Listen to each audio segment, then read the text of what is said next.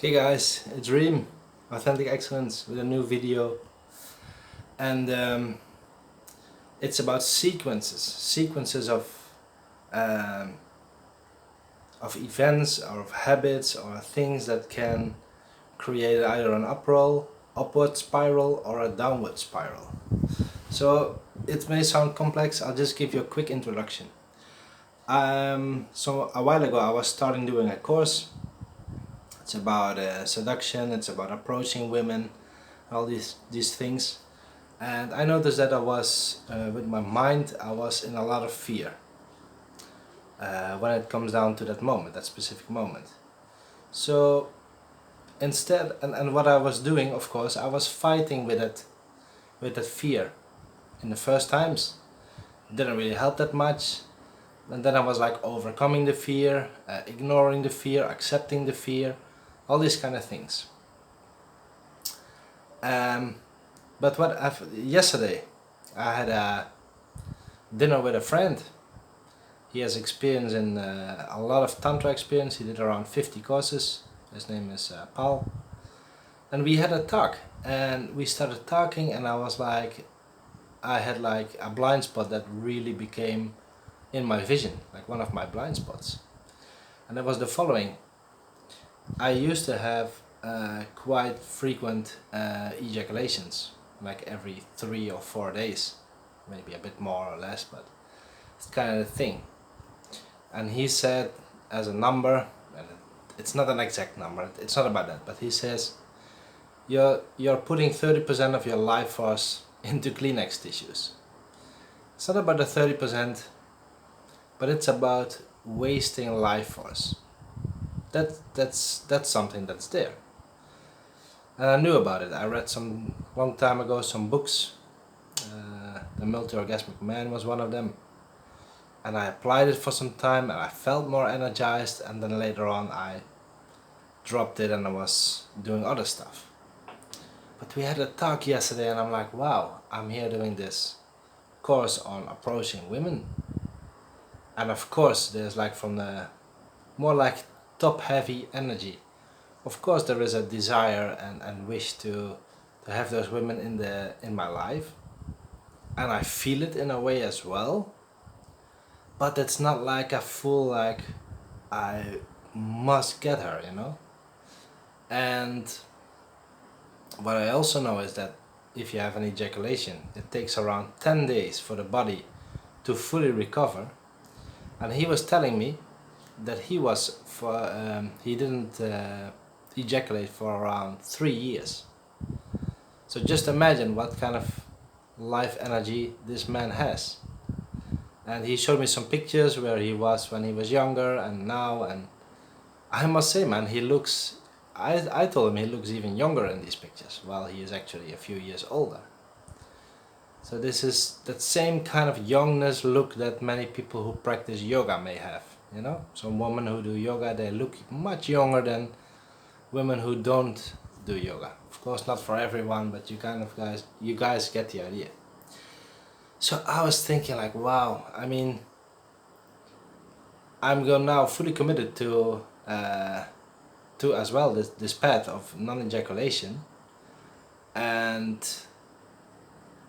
I'm just very curious to experience how that would work out on my amount of desire, and how that amount of desire versus the fear, I see them as both on a weighting scale, you know, like a balance. I think the amount of desire can be bigger than the amount of fear, and with that the fear can be overcome. And I'm gonna practice this, I'm gonna report back to you guys. But this has been in my awareness some while ago, the power of this life force, and I just forgot about it. I dropped it, and I dropped it, yeah. So this is very important, guys, that you are working with the right things, and I'm realizing that now. That's super important. Some people they want to get a six-pack, for example. They go to the gym, but they have no idea about food. So they eat all the wrong foods, too much or too less, or at the wrong moments, or mixed with other things. And if you're not aware of that, then you're kind of like fighting an uphill battle. That's how it is. You need to put either in a lot of work, you give up along the way, or you simply never reach your goal. So it's super important that you kind of get a sense on doing the right things. And for me, I think this is, for my life, can be a huge catalyst. Yeah, for reaching my fullest potential, fullest energy, fullest aliveness. That's what it is, you know. And another thing I like to touch briefly is a concept like, if you go to a coach, you always get feedback from a certain, of course, from the coach's background. So I'm doing the course now, seduction course, and Hans, he has a background. It's quite in it's rooted in philosophy and books and history, and I think also in a lot of making changes on behavior levels. And this is a certain discipline that's nice, you know, like being in terms of behavior and clubs and in bars and things to make a change. But on the other hand, let's say that this non-ejaculation thing will actually be the key player in creating that desire and feeling that desire, then it's a huge missing element in the teaching. And I'm not saying that it is, but what I do say to you guys is that always be open to new opinions, to new input, to new information that can add on top of existing information. Because we all have our own filters and our own lenses and things, and many people see a clear separations between certain disciplines when it's about spirituality, personal development, body work, breath work. They all have their thing. If you let's say you are afraid of approaching a woman and you ask to a breath worker, what can I do? Oh, that's very simple. You just have to lower your breathing in your belly and then you feel much more confident. If you go to a body worker, they might say, yeah, you might have some tension in your muscles and that makes you like heavy and some thoughts coming in. You should do some good massages. That's what a body worker might say. You can also ask this to let's say someone who works with the mind, like a meditator. They say, yeah, you just need to meditate, man. All those thoughts coming in, you just need to calm those fearful thoughts down and then it will work by the way. If you go to Tony Robbins, for example, he might say, ah, you just have to take action. You feel the fear and you take action anyway. Come on, let's go for it, feel it and go. So everyone has their element of advice, which is in essence it's good, but you really have to see, does it work for you? And even if certain advice does not work for you, it does not mean that the advice in itself is invalid. It can work for someone else. So it's really the trick to start measuring what are you doing and what are the effects for that. And then keep looking for alternatives and other things always to improve yourself. So to come back to the topic that I started, like the life force energy, I think, and I'm gonna experience that, guys, that making the shift of quite consistently losing and depleting myself of this life force energy versus actually maintaining that energy in my body, that will be a huge catalyst for almost everything that I'm doing in my life. That's the hypothesis I'm gonna explore. And I'll keep you guys reported on that. I think this is one of the main things, because if you look at life, guys, what are we doing? It's all about energy, right? If you have a job you don't like, you lose a lot of energy. If you have friends that deplete your energy with boring topics or victim mentalities or whatever, you lose energy. If you go to a comedian show for a night and you have some great laughs, you feel fully recharged of energy. If you go to the gym consistently, you have much more energy during the day. If you eat healthy, a lot of greens and all these things, you feel great, you feel a lot of energy. If you eat poorly with hamburgers and other kind of trash food, fast food, you feel like the after dinner dips, you feel down, you feel not great.